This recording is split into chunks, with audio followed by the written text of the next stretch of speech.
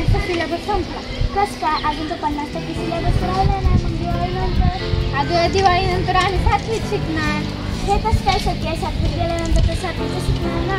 अगं तुम्ही इथं काय करत आहात? मला तिकडे बसून येतं गप्पा मारत आहात. सांगा बरं काय बोलत आहात? अगं तिला ब्रिज कोर्स बद्दल समजून सांगतोय. तुला माहिती? अगं आपल्या स्कूलमध्ये ब्रिज कोर्स शिकवतात ना. पण ब्रिज कोर्स म्हणजे काय?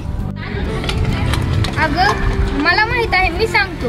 जेव्हा 6वीचा मुलगा 6वीचा सिलेबस पूर्ण करून दिवाळीनंतर 7वीचा सिलेबस सुरू करतो व मार्च मध्ये संपतो, तोच विद्यार्थी 7वीत गेल्यानंतर दिवाळीमध्ये 8वीचा सिलेबस पूर्ण करतो व दिवाळीनंतर 9वीचा सिलेबस चालू करून मार्च मध्ये संपवतो. थांबा मी ऐकलं आहे तुमची काय चर्चा सांगा. मी तुम्हाला तुझं बरोबर आहे. आणि तो मुलगा तो विद्यार्थी 8वीत गेल्यानंतर 10वी जूनमध्ये 10वीचा सायन्सचा परीक्षेचा अभ्यास करतो व दिवाळीनंतर 11वीचा फिजिक्स केमिस्ट्री बायोलॉजीचा अभ्यासक्रम सुरू करतो. ते तिन्ही विषय शिकवायला वेगवेगळे शिक्षक उपलब्ध आहेत. दिवाळी ते 9वीची दिवाळी असे 12 महिने 11वीचा सिलेबस शिकतो व 9वीची दिवाळी ते 10वीची दिवाळी तो 12वीचा सिलेबस शिकतो. त्यानंतर 10वी बोर्डच्या सायन्सचा सिलेबस शिकतो. तर ह्याची परीक्षा कशी होते? ज्यावेळेस बाकीच्या शाळेची ऑगस्टमध्ये घटक चाचणी असते त्यावेळेस आपल्या शाळेची सायन्स या विषयाची 6 महिने होते आणि ज्यावेळेस बाकीच्या शाळेची 6 महिने असते त्यावेळेस आपल्या शाळेची सायन्स या विषयाची वार्षिक परीक्षा होते. दिवाळीनंतर बाकीच्या शाळांची दुसरी घटक चाचणी, त्यावेळेस आपल्या शाळेची पुढील इयत्तेची 6 महिने परीक्षा असते.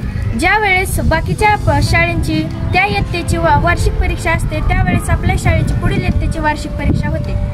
म्हणजेच प्रत्येक विद्यार्थी त्या इयत्तेचं शिकून पुढच्या इयत्तेची तयारी करतो. फक्त सिलेबस नाही तर आमच्या दर शनिवारी रिटन टेस्ट पण होतात. फक्त टेस्ट नाही तर कॉम्प्युटर टेस्ट होतात. पण हे कशासाठी? पुढे स्पर्धा परीक्षा जसं की CET, नेट, JEE ह्या परीक्षांचा सिलेबस म्हणजे 5वी ते 10वीचा बेसिक अभ्यासक्रमाची पूर्वतयारी हे आपण 6वीपासूनच करतो. म्हणजेच आपण आपल्या स्वप्नांची पूर्वतयारी ही इयत्ता 6वीपासूनच करत आहोत.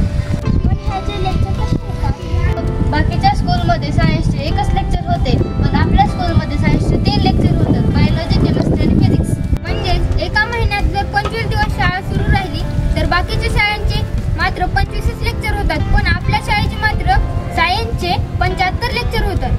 नंतर शाळा 10 महिने सुरू असते म्हणजे बाकीच्या शाळेचे सायन्सचे लेक्चर हे 250च होतात परंतु आपल्या शाळेचे लेक्चर हे 750 होतात. म्हणजेच बाकीच्या शाळेपेक्षा आपण 500 लेक्चर पुढे आहोत म्हणून हे सगळं शक्य आहे. आपली तर कमालच आहे. आपण वेळेच्या 1 पाऊल पुढे चालत आहोत. इत्या 10वी नंतरच्या परीक्षा म्हणजे JEE, CET आणि नेट ह्या परीक्षाची पूर्वी तयारी आपण 10वीतच करून घेणार आहोत व 11वी 12वी 4 रिपीटरसाठी आपण पुढे उभे राहणार आहोत. म्हणजेच आपल्या स्वप्नांना सत्यात उतरवण्याची यशाची गुरुकिल्ली ही फक्त कोटा मेंटर्समध्येच आहे. अवश्य संपर्क साधा या आणि आपल्या यशाची गुरुकिल्ली उघडा. यश या कोटा.